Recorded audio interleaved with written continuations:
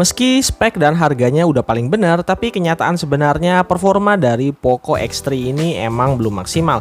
Karena antara hardware dan software emang harus sinkron jalan barengan supaya user experience-nya bener-bener bisa hasilin smartphone yang bisa dipakai secara optimal.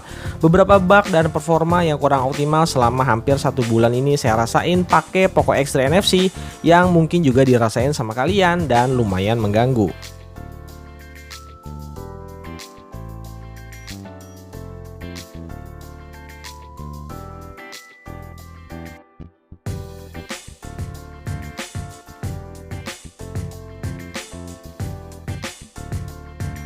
Bug pertama ada di bagian kameranya. Sayang aja dengan hardware kamera yang sebenarnya mumpuni dengan sensor Sony IMX682, software kamera di Poco X3 justru mengalami lagging dan bahkan sempat juga nge-freeze kalau kita pakai mode pindah lensa kameranya, baik itu di mode foto maupun juga di mode video.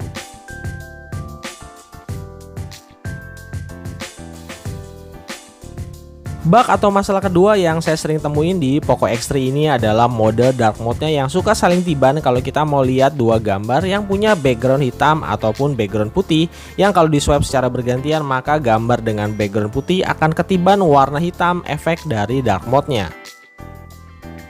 Untuk slide berikutnya sebenarnya bukan bug, tapi saya mau tahu aja apakah update software ini berpengaruh dengan performa dan juga hasil benchmarknya.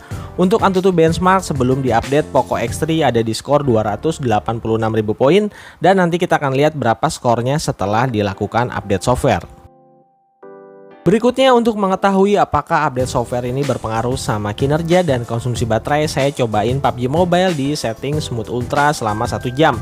Dari start baterai 80% dan layar di set refresh rate 120Hz dengan kecerahan layar di 50%. Untuk internetnya sendiri saya pakai jaringan seluler dari Indosat dan menggunakan TWS Bluetooth untuk audio outputnya. Sekalian juga pengen tahu apakah ada efek di gaming performance-nya sebelum dan sesudah di update software.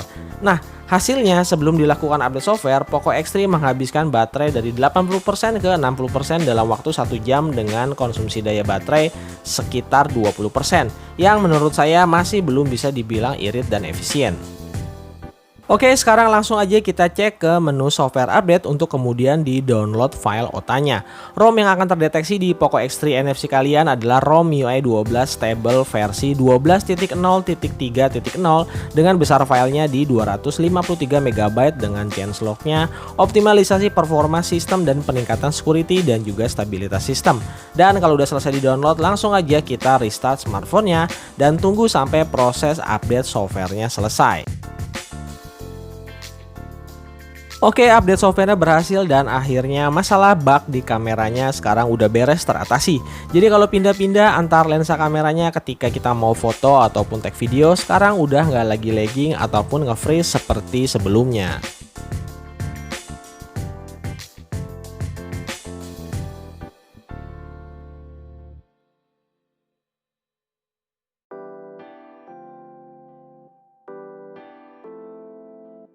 Sayangnya untuk bug dark mode di galeri setelah dilakukan update software ternyata masih belum bisa memperbaiki masalah ini, karena gambar dengan background putih masih bertabrakan dengan gambar background hitam jika dark mode-nya aktif.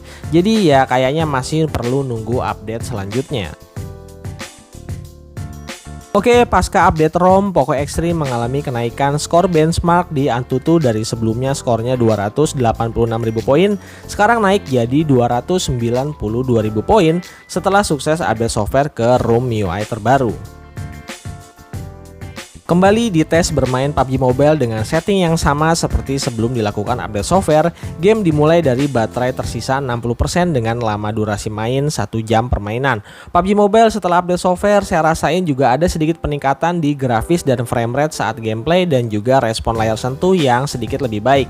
Nah, setelah 1 jam dites dengan setting yang sama, Poco X3 yang telah menggunakan software terbaru ini ternyata menyisakan baterai di 46% atau hanya memakan daya baterai sebesar 14% aja, dan jadi lebih irit sekitar 6% dibandingkan ketika masih menggunakan ROM dengan default softwarenya. Update software terbaru ini tentunya jadi kabar baik buat para user Poco X3 karena beberapa masalah serius seperti bug di kamera tadi udah diperbaiki dan juga stabilitas performance secara keseluruhan mengalami peningkatan.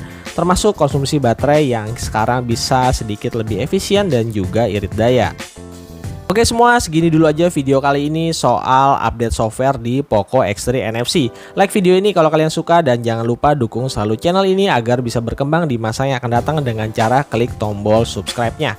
Pastiin juga nyalain lonceng notifikasinya supaya nggak ketinggalan video terupdate-nya. Saya Stepian dari Teknoza ID. Pamit!